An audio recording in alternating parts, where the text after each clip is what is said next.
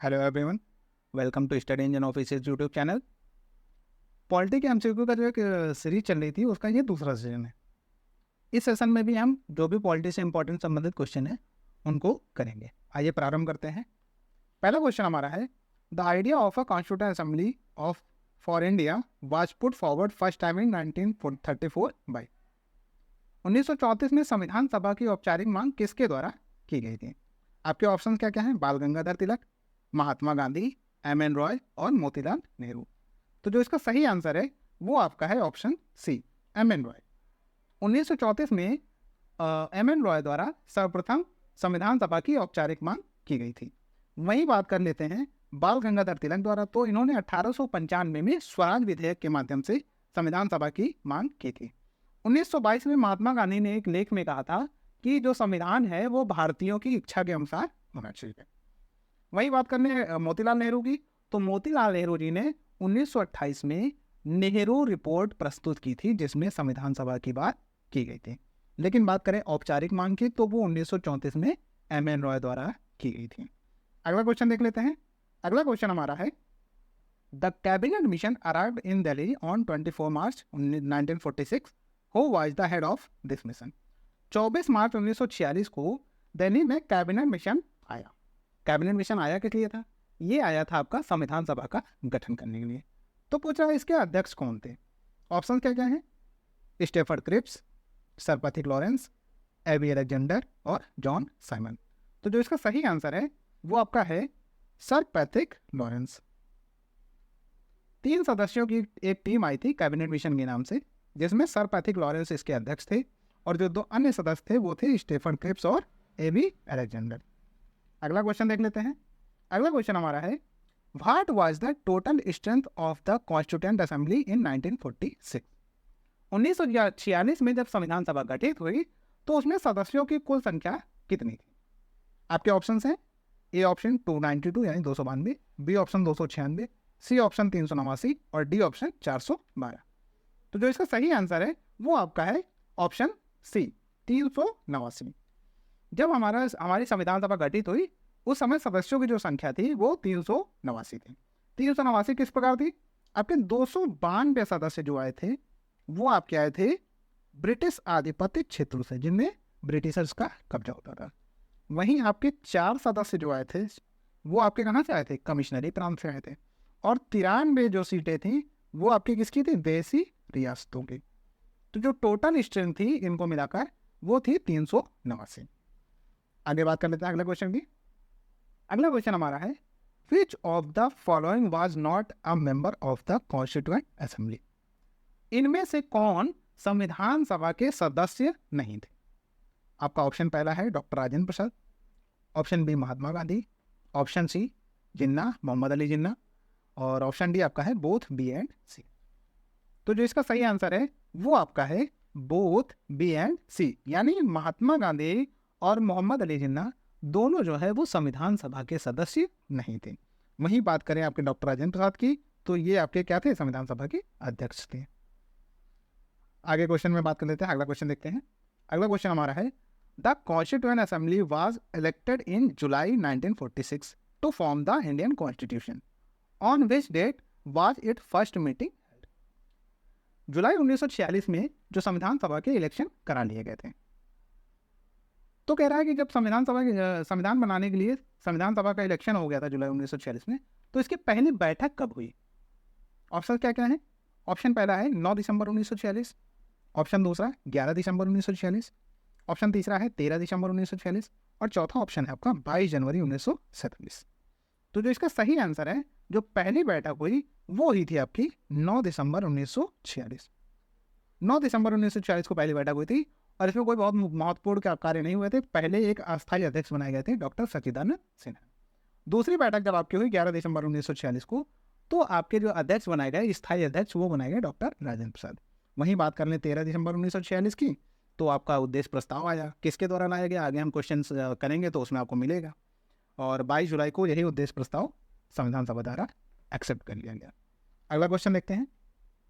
अगला क्वेश्चन है, Which princely states of India refused to sign the letter of accession?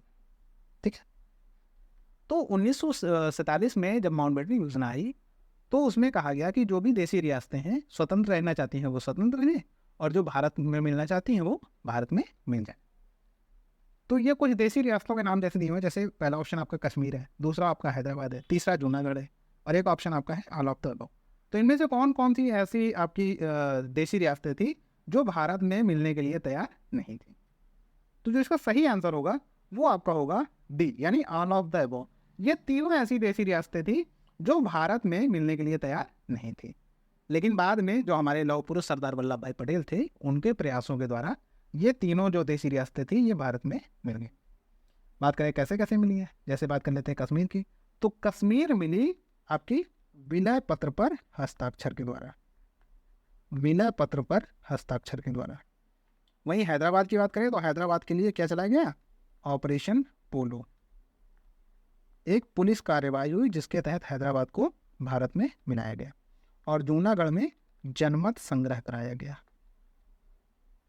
Junagadh में जनमत संग्रह कराया गया, और इस प्रकार से इन तीनों रियासतों को भारत में मिलाया गया। अगला क्वेश्चन देखते हैं। अगला क्वेश्चन हमारा है, what was the total number of members including the chairman in the draft committee? एक प्रारूप समिति थी, संविधान की जो समितियां थी उनमें से एक महत्वपूर्ण समिति थी प्रारूप समिति। उसमें सदस्यों की संख्या पूछ रहा है, वो भी अध्यक्ष को मिलाकर। तो ऑप्शन क्या क्या है, 5, 6, 7, 8। तो जो इसका सही आंसर है वो आपका है 7 सदस्य थे, 6 सदस्य और एक अध्यक्ष, इनको मिलाकर 7 हुआ करते थे। जो अध्यक्षता करते थे उनका नाम है अंबेडकर साहब। और गठन की बात कर लें कि इसका गठन कब किया गया ड्राफ्ट कमेटी का, तो गठन किया गया आपका 29 अगस्त 1947, 29 अगस्त 1947 को ड्राफ्ट कमेटी का गठन किया गया। अन्य 6 सदस्यों की बात कर ले तो उनके नाम क्या क्या थे, तो उनके नाम थे अल्लादी कृष्ण स्वामी अय्यर, एन गोपाल स्वामी अयंगर, वीटी कृष्णाविचारी, के एम मुंशी, एन माधवराव और सैयद मोहम्मद सादुल्ला। और आपके अम्बेडकर साहब को मिलाकर 7 लोग हो जाते हैं। अगला क्वेश्चन देखते हैं। अगला क्वेश्चन हमारा है, who was the last viceroy of British India and the first governor general of independent India? British Bharat के अंतिम वायसराय और स्वतंत्र भारत के पहले गवर्नर जनरल कौन थे? ऑप्शन क्या क्या है, Lord Linlithgow, Lord Wavell, Lord Mountbatten और सी राजगोपालाचारी। तो जो इसका सही आंसर है वो आपका है लॉर्ड माउंटबेटन। लॉर्ड माउंटबेटन जो थे वो ब्रिटिश इंडिया के लास्ट वायसराय थे, और जैसे ही भारत आज़ाद हुआ तो जो पहले गवर्नर जनरल ने वो भी आपके कौन बने, यही आपके माउंटबेटन। यही लाए थे आपके माउंटबेटन योजना जिसमें भारत पाक का विभाजन होता है। अब बात कर लेते हैं लॉर्ड लिनलिथगो की। तो ये 1936 से 1944 तक आपके वायसराय रहे। उसके बाद 44 से 47 तक लॉर्ड वेवेल रहे। फिर 47-48 में कौन थे, लॉर्ड माउंटबेटन। और फाइनली जब आपका संविधान बन के तैयार हुआ तब तक आपके 48 से 50 तक यानी कौन थे, सी राजगोपालाचारी। ये आपके स्वतंत्र भारत के पहले भारतीय और अंतिम गवर्नर जनरल थे। ठीक है, आगे बात कर लेते हैं अगले क्वेश्चन की। अगला क्वेश्चन हमारा है, रफली 1 seat of the constituent assembly was allotted to how many population? कितनी जनसंख्या पर संविधान सभा की एक सीट का अलॉटमेंट किया गया था? ऑप्शन क्या क्या है, option A 1 lakh, option B 10 lakh, option C 50 lakh, option D 1 crore. तो जो एक सीट के लिए मानक निर्धारित किया गया था वो निर्धारित किया गया था 10 लाख। 10 लाख की जनसंख्या पर संविधान सभा की एक सीट अलॉट की गई थी। अगला क्वेश्चन देख लेते हैं। अगला क्वेश्चन क्या है, how many seats were one by Muslim league in the constituent assembly election? संविधान सभा के चुनाव में मुस्लिम लीग द्वारा कितनी सीटें जीती गई? ऑप्शन क्या क्या है, पहला ऑप्शन है 15, दूसरा ऑप्शन 73 73, तीसरा ऑप्शन 93 और चौथा ऑप्शन है आपका 208। तो जो मुस्लिम लीग द्वारा सीटें जीती गई थी उनकी संख्या थी आपकी कितनी, 73 सीटें आपकी मुस्लिम लीग द्वारा जीती गई थी। वहीं 15 सीट की बात करें तो 15 जीती गई थी किसके, इंडिपेंडेंट यानी स्वतंत्र। 93 आपकी जो थी वो देसी रियासतें थी। देसी रियासतों से जो लोग आने थे वो कितने थे? 93। वहीं बात करें 208 सीटें, 208 सीटें जीती थी इंडियन नेशनल कांग्रेस ने। उम्मीद करता हूँ आपको यह समझ में आया होगा। अगला क्वेश्चन देख लेते हैं। अगला क्वेश्चन हमारा है, who was the first elected chairman of constituent assembly?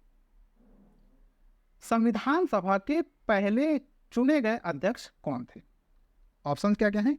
Doctor B R Ambedkar, doctor Sachchidanand Sinha, doctor Rajendra Prasad और डॉक्टर सर्वपल्ली राधाकृष्णन। तो जो इसका सही आंसर है वो आपका है डॉक्टर राजेंद्र प्रसाद, यानी option C. Doctor Rajendra Prasad जो हैं वो पहले अध्यक्ष थे जो चुने गए थे। वहीं बात करें कि सच्चिदानंद सिन्हा जी थे, वो पहली बैठक में अस्थायी अध्यक्ष बने थे। 11 दिसंबर 1946 को जो दूसरी बैठक हुई उसमें डॉक्टर राजेंद्र प्रसाद को आपका एक स्थायी अध्यक्ष चुना गया। अगला क्वेश्चन देख लेते हैं। अगला क्वेश्चन हमारा है, the proceeding of the constituent assembly commenced on December 13, 1946 with the presentation of objective resolution by whom? 13 दिसंबर 1946 को जो बैठक हुई संविधान सभा की, उसमें एक ऑब्जेक्टिव रेजोल्यूशन यानी उद्देश्य प्रस्ताव लाया गया। तो वो उद्देश्य प्रस्ताव किसके द्वारा लाया गया था? क्वेश्चन में ये पूछ रहा है कि वो उद्देश्य प्रस्ताव जो लाया गया था वो किसके द्वारा लाया गया था। ऑप्शन क्या क्या है? Doctor B R Ambedkar, B option है Jawaharlal Nehru, C option doctor Rajendra Prasad और डी ऑप्शन आपका महात्मा गांधी। तो देखिए महात्मा गांधी तो हो ही नहीं सकते, क्योंकि मैंने आपको पीछे भी बताया है कि महात्मा गांधी संविधान सभा के सदस्य ही नहीं थे। तो अब बात कर लेते हैं अन्य ऑप्शंस की। तो अन्य ऑप्शन में जो सही ऑप्शन है वो आपको कौन सा है? जवाहरलाल नेहरू। 13 दिसंबर 1946 को जो उद्देश्य प्रस्ताव लाया गया था उसे प्रस्तुत किया था जवाहरलाल नेहरू ने।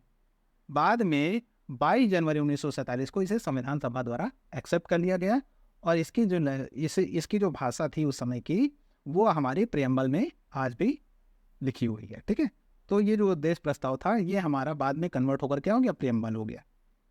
आगे अगले क्वेश्चन की बात कर लेते हैं। अगला क्वेश्चन हमारा है, in which form was the objective resolution of Pandit Nehru incorporated in the Indian constitution? जो पंडित जवाहरलाल नेहरू ने उद्देश्य प्रस्ताव लाए थे वो संविधान में किस प्रकार से नहीं थे? ठीक है, ऑप्शन क्या है? Fundamental rights, option B directive principles of state policy यानी डीपीएसपी, सी ऑप्शन है फंडामेंटल ड्यूटीज और डी ऑप्शन आपका प्रियम्बल।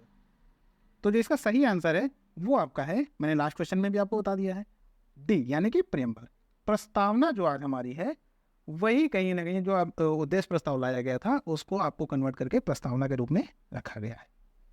अगला क्वेश्चन हमारा है, when was the draft of the constitution approved after the signature of doctor Rajendra Prasad? जो मसौदा था कॉन्स्टिट्यूशन का उसे कब फाइनलाइज किया गया, यानी कि कब अप्रूव किया गया? After the signature of doctor Rajendra Prasad. Doctor Rajendra Prasad ने कब लास्ट साइन की? जब उसे हमारा जो भारतीय संविधान है उसे संविधान के रूप में मान लिया गया जो मसौदा था। ऑप्शन क्या क्या है? 26 नवंबर 1949, बी ऑप्शन 26 जनवरी 1950, सी ऑप्शन 24 जनवरी 1950 और डी ऑप्शन 22 जनवरी 1947। तो जो इसका सही आंसर है, हमारा संविधान 26 नवंबर 1949 को बनकर तैयार हो गया था। उसी दिन डॉक्टर राजेंद्र प्रसाद ने इसमें साइन की थी और ये हमारा भारतीय संविधान बनकर तैयार हुआ था। बात करें ये लागू कब हुआ, तो लागू आपका 26 जनवरी 1950 को हुआ था। ठीक है, यहाँ पे लेकिन अप्रूव की बात हो रही तो अप्रूव कब हो गया था? 26 नवंबर 1949 को। 24 जनवरी को कई इंपॉर्टेंट चीज़ें हुई हैं, उनसे रिलेटेड आपको अभी आगे क्वेश्चन मिलेंगे। 22 जनवरी को मैंने आपको बताया ही था कि उद्देश्य प्रस्ताव संविधान सभा द्वारा एक्सेप्ट कर लिया गया। अगला क्वेश्चन देख लेते हैं। अगला क्वेश्चन हमारा है, how long did it take to make the constitution of India? भारतीय संविधान को बनाने में कितना समय लगा? ऑप्शन क्या क्या है? 2 साल 7 महीने 23 दिन, दूसरा ऑप्शन आपका है 3 साल 4 महीने 11 दिन, तीसरा ऑप्शन है 2 साल 11 महीने 18 दिन और चौथा ऑप्शन है 3 साल 11 महीने और 4 दिन।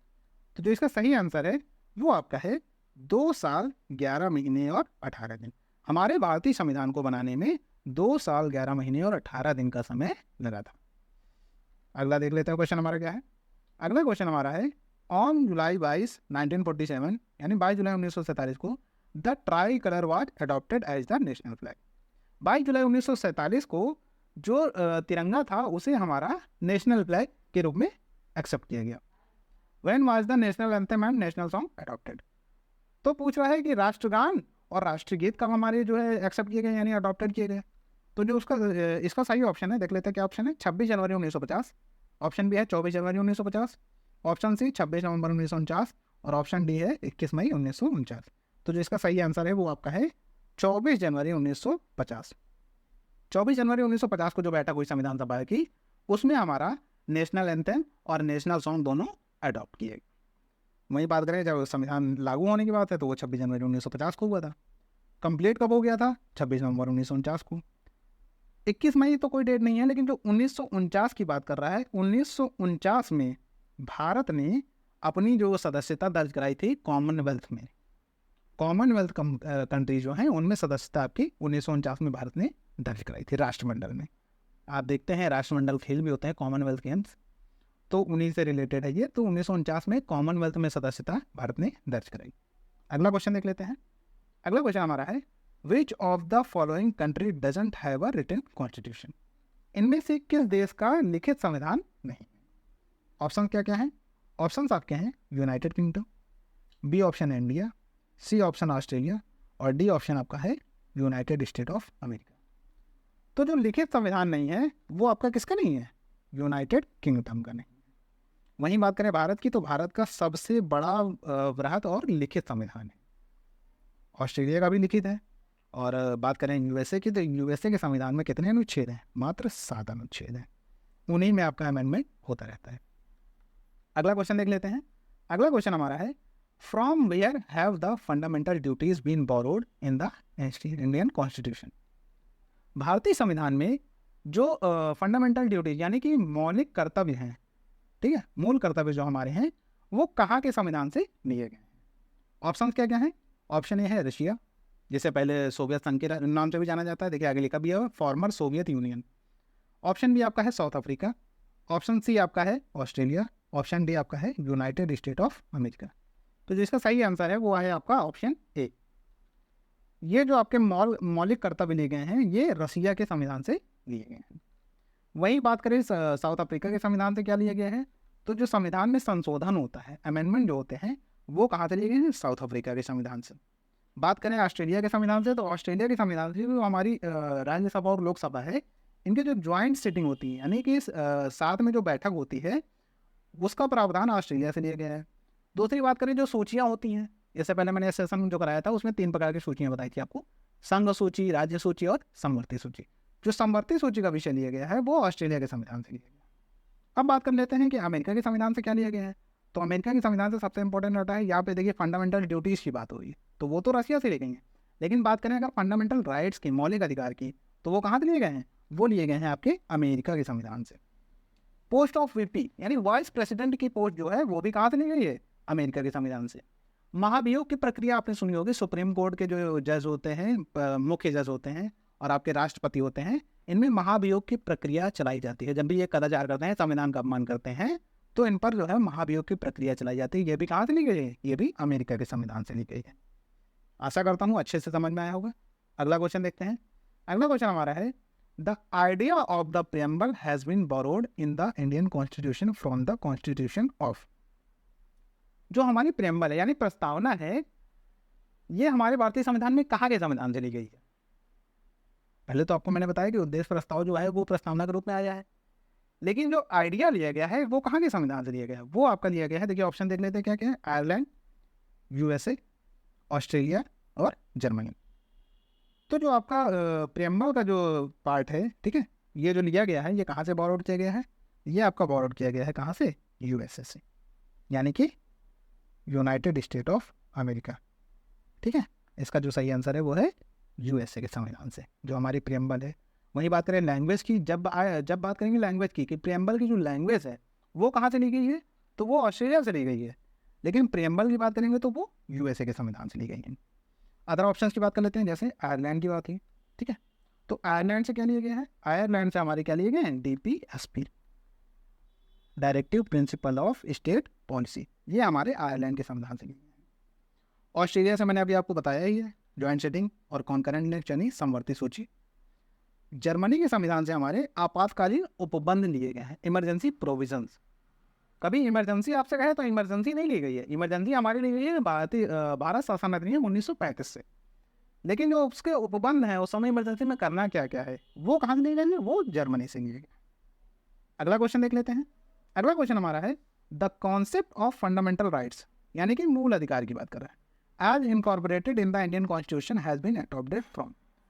तो मूल अधिकार कहाँ के संविधान से लिए गए हैं? मूल अधिकार हमारे लिए गए हैं कहाँ के संविधान से? ऑप्शन देख लेते हैं, British constitution, American constitution, Russian constitution और फ्रेंच कॉन्स्टिट्यूशन। तो जो इसका सही आंसर है वो है अमेरिकन कॉन्स्टिट्यूशन। जो मूल अधिकार हमारे लिए गए हैं वो अमेरिकन कॉन्स्टिट्यूशन से लिए गए हैं। वहीं बात करने ब्रिटेन से, तो ब्रिटेन से हमारे पार्लियामेंट फॉर्म ऑफ गवर्नमेंट, जो गवर्नमेंट का पार्लियामेंट फॉर्म है वो लिया गया है और सिटीजनशिप ली गई। रशिया से मैंने आपको बता ही दिया है, फंडामेंटल ड्यूटीज ली गई हैं। और फ्रेंच के कॉन्स्टिट्यूशन में प्रस्तावना में जो कुछ शब्द हैं जैसे गणतंत्र, स्वतंत्रता, समानता, बंधुत्व, ये आपके कहाँ से लिए गए हैं? फ्रेंच कॉन्स्टिट्यूशन से। आशा करता हूँ ये सेशन आपको समझ में आया होगा और पसंद भी आया होगा। अगर आपको वीडियो पसंद आई हो तो वीडियो को लाइक करें, चैनल को सब्सक्राइब करें और ऐसे ही वीडियो पाने के लिए बेल आइकन जरूर दबा लें, ताकि आपको ऐसे ही वीडियो और अच्छी मिलती रहे और आपकी तैयारी और अच्छी होती रहे। Thank you.